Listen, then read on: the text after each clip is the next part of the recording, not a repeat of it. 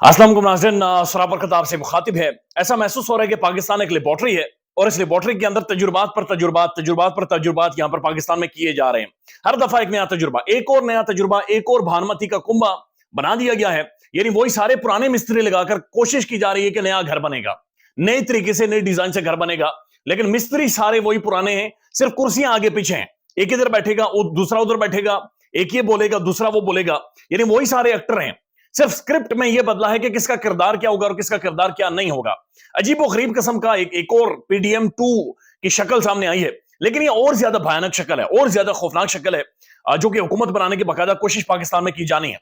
मैं सिर्फ तस्वीर दिखाऊंगा, तस्वीर से आपको अंदाजा हो जाएगा कि जनाब ये सारे मामले का क्रस्ट होगा जो तस्वीर आप देखेंगे। लेकिन उससे पहले एक तो इज्तिमाई ज्यादती हो गई है मौलाना फजलुर रहमान साहब के साथ। आज मौलाना फजलुर रहमान साहब कहीं भी नजर नहीं है, बल्कि उनके बिल्कुल साइड लाइन कर दिया गया। यानी मौलाना को बिल्कुल खाली वली, बिल्कुल उस तरफ फेंक दिया गया कि मौलाना साहब नजर ही नहीं आए। पाकिस्तानी सियासी मंजरनामे से मौलाना साहब छू मंतर की तरह, यानी छू मंतर जो फूंक मारते हैं बंदा गायब हो जाता है, मौलाना साहब गायब हो गए हैं। इमरान खान का ऐसा पटकार लगा है उन्हें सियासी कि मौलाना साहब बिल्कुल ही मंजर से गायब हो गए हैं। दूसरी बड़ी इज्तिमाई ज्यादती मियां नवाज शरीफ साहब के साथ। बरतानिया से उन्हें पाकिस्तान में लाया गया, प्रोटोकॉल दिए गए, पुलिस वाला सलूट मार रहा है, अदालत के दरवाजे खुल रहे हैं, मीडिया रोले डाले हुआ है, वजीर आजम नवाज शरीफ, पीएम नवाज शरीफ डिक्लेयर हो गया मीडिया के जरिए। लेकिन आखिर में हुक्म आया कि नहीं, पाकिस्तान को नवाज दो नहीं, पाकिस्तान को शहबाज दो। मियां नवाज शरीफ साहब के साथ धोखा हुआ है। बल्कि अब यूं समझ लीजिए कि इमरान खान ने रास्ता ब्लॉक किया है, रास्ता ब्लॉक किया नवाज शरीफ का, और 99 पर मियां साहब पहुंच गए थे, उन्हें डस कर इमरान खान बिल्कुल नीचे लेकर आया है।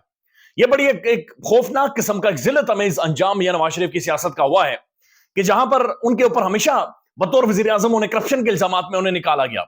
यह आखिरी मौका था मियां साहब के पास कि चौथी दफा वजीर आजम बनकर एक पैगाम देते, स्ट्रांग पैगाम देते, और मैसेज ये होता कि मैं चौथी दफा वजीर आजम बन गया हूं, लिहाजा इससे पहले जो मेरे ऊपर करप्शन के दाग थे वो गलत थे। लेकिन आज मियां साहब वो दाग नहीं धो सके, और उन दागों के साथ ही मियां साहब का जो सियासी करियर है वो आज खत्म हो गया है।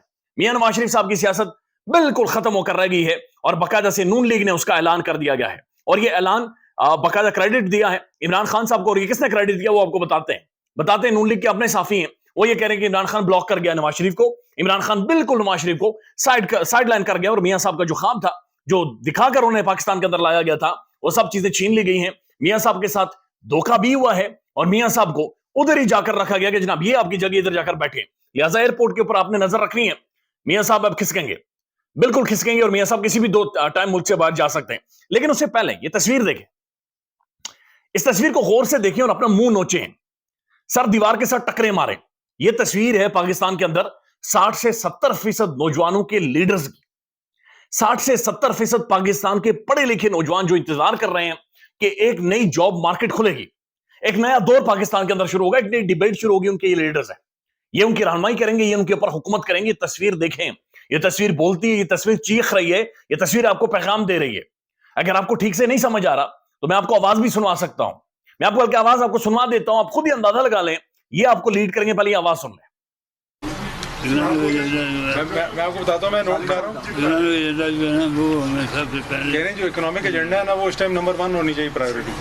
मुझे माफ कीजिएगा, आई कैन अंडरस्टैंड कि इनकी सेहत खराब है, आई कैन अंडरस्टैंड कि ये उम्र के उस हिस्से में है कि जो नौजवान नस्ल को ये लीड ही नहीं कर सकते, ये इस काबिल नहीं है कि जो दुनिया के मॉडर्न डायनामिक्स हैं, मॉडर्न एजुकेशन है, मॉडर्न जॉब मार्केट है, ये उसको अंडरस्टैंड कर सके। इन्हें नौजवानों ने वोट नहीं दिया हुआ, नौजवानों का मैंडेट इनके पास नहीं है। पाकिस्तान के अंदर जो 6.5 करोड़ नौजवान वोटर हैं, उन्होंने इन्हें वोट नहीं दिए, उनका मैंडेट मारा गया है। मैंडेट पर डाका मारकर इन लोगों को मसलत किया जा रहा है, जो कि बीमार हैं, जो कि फिट नहीं है, जो फिट नहीं है हुकूमत बनाने के लिए, फिट नहीं है पाकिस्तानी अवाम के हवाले से कोई पॉलिसी बनाने के लिए। ये आज भी वही बातचीत कर रहे हैं। यानी शुजात साहब जो बात कर रहे हैं वो समझ नहीं आई, वो कह रहे हैं इकोनॉमी ठीक कर रहे हैं। वो पीछे बंदा खड़ा था, उसने ट्रांसलेट किया कि ये कह रहे हैं कि जनाब इकोनॉमी ठीक कर दें। उसके बाद शहबाज साहब, उन्होंने सिर्फ ऐसे किया, शबाना रोज मेहनत, शबाना रोज मेहनत। मेरे ख्याल में डिक्शनरी से शबाना रोज मेहनत निकाल रहे हैं, तो फिर ऐसे ही वो करेंगे। उसके अलावा उनके पास कुछ नहीं है बोलने के लिए, कुछ नहीं है बताने के लिए। अलीम खान जो ऑलरेडी रिजेक्ट हो चुका है, खालिद मकबूल सिद्दीकी जिन्होंने बर्बाद करके रखा कराची को, वो दोबारा से यहां पर बैठे हुए हैं। तो समझ से बाहर है कि करना क्या चाहते हैं, और ये कौन इन्हें मुसल्लत कर रहा है, और कितनी बड़ी ज्यादती पाकिस्तान के साथ होने वाली है। आगे रमजान आने वाला है, और उसके बाद आप देखेंगे कि इस मुल्क के अंदर जो लोड शेडिंग होगी, जो बिजली महंगी होगी, जो पेट्रोल महंगा होगा, यकीन मारे तबाही निकलेगी। यानी सिद्दीक जान साहब का तज्जिया बड़ा जबरदस्त था। उनका यह कहना है कि पाकिस्तान के अंदर पहली ऐसी हुकूमत बनने जा रही है कि जहां पर 70 से 74 लोग हुकूमत के अंदर मौजूद होंगे, यानी जो हुकूमत में मौजूद होंगे, जो जो जो पार्टी रूल करेगी पाकिस्तान के अंदर, जो इख्तिदार में होगी, उसके 74 लोग मौजूद होंगे, लेकिन जो अपोजिशन होगी वो तकरीबन 240 बंदे होंगे। यानी 240 लोग अपोजिशन में बैठे होंगे, पीपल्स पार्टी भी बैठेगी, बाकी भी बैठेंगे, और सिर्फ नून लीग वहां पर लीड कर रही होगी, और नून लीग अपना वो जो काबीना सारे अपने मिनिस्टर्स वगैरह अपने बनाएगी, और तबाही इस मुल्क के अंदर उन्होंने निकालनी है, और जाहिर है उन्हें अपोजिशन में बैठे हुए पीपल्स पार्टी की बैकिंग होगी। पीपल्स पार्टी यानी वो शोरबा शोरबा हराम और बोटी बोटी हलाल वाली बात करेगी, जब दिल आएगा तनकीद करेगी, जब दिल आएगा तनकीद नहीं करेगी। ये अजीब ड्रामा जो इस मुल्क के अंदर हो गया है, अजीब तरीके से इस मुल्क के अंदर मामला चलाए जा रहे हैं। लेकिन मियां नवाज शरीफ साहब का जो ख्वाब था, उसके हवाले से पहले आपको बताते हैं कि उनके साथ हुआ क्या है, कितनी बड़ी इज्तिमाई ज्यादती हुई है। एक तो ये प्रेस कॉन्फ्रेंस हुई, उसके फौरन बाद मरियम औरंगजेब साहबा का ट्वीट आया, पाकिस्तान मुस्लिम लीग नून के कहा जनाब मियां नवाज शरीफ साहब ने वज़ीर आज़म इस्लामी जमहूरिया पाकिस्तान के ओहदे के लिए जनाब मोहम्मद शहबाज शरीफ साहब को नामजद कर दिया। यानी बाकायदा रोला डलवाया गया, पाकिस्तान में अखबारात में छपा गया कि पाकिस्तान को नमाज दो, तो पाकिस्तान को अब शहबाज दे दिया गया है। जबकि वज़ीर आला पंजाब के ओहदे के लिए मोहतरमा मरियम नवाज शरीफ साहबा को नामजद किया गया है। जनाब मोहम्मद नवाज शरीफ ने पाकिस्तान की अवाम और सियासी तावन फराम करने वाली तमाम सियासी जमातों और उनके कायदीन का शुक्रिया अदा किया है। यानी मियां साहब खाली वाली पॉलिटिक्स से माइनस हो गए। उन्होंने जिस दिन तकरीर की थी उसी दिन पता चल गया था उनकी सियासत खत्म हो गई है। अब कामरान शाह साहब क्या लिखते हैं, वो लिखते हैं इमरान खान ब्लॉक मियां Mohammad Nawaz Sharif to be the 4th time prime minister, कि मियां इमरान खान ब्लॉक कर गया नवाज शरीफ को कि ज्योतिदा वज़ीर आज़म नहीं बनने दिया। Whereas even after winning PTI could not be from the government, Nawaz Sharif has successfully achieved, whereas even after winning, यानी ये कह रहे हैं कि PTI जीतने के बाद भी हुकूमत नहीं बना सकी क्योंकि उनके साथ ज्यादती हुई है, जुल्म हुआ है। The whole Punjab through Maryam Nawaz Sharif वो लूज करेगा और मरियम नवाज शरीफ रूल करेगी पंजाब में, और ये सारे मामला इसी तरह से चलाए जाएंगे। इंटरेस्टिंग ट्वीट है खरीदा फारूकी साहिबा का, और ये ट्वीट उस वक्त उन्होंने किया है जब जरदारी साहब बाकायदा बैठकर इमरान खान को दावत दे रहे थे कि भाई मेहरबानी हाथ जोड़े हैं भाई, आकर हमारे साथ बैठ जा, हमारे साथ को मुलाकात कर ले। और ये अब जो खबरें आ रही हैं, इससे पहले पीपल्स पार्टी ने बाकायदा से अंदरूनी खाने भी इमरान खान को दावत दी और पैगामात भेजे कि हमारे साथ सुलह कर लें, मामला सेटल कर लें, हमारे साथ आगे बढ़ते हैं। रिदा फारूकी साहब लिखती हैं इमरान खान को मिसाक मुफाहमत की ऑफर हुकूमत बनने से कबल ही कमजोरी का पैगाम है, जबकि इमरान खान डटा हुआ है कि नून लीग पीपल्स पार्टी से बात नहीं कर रही।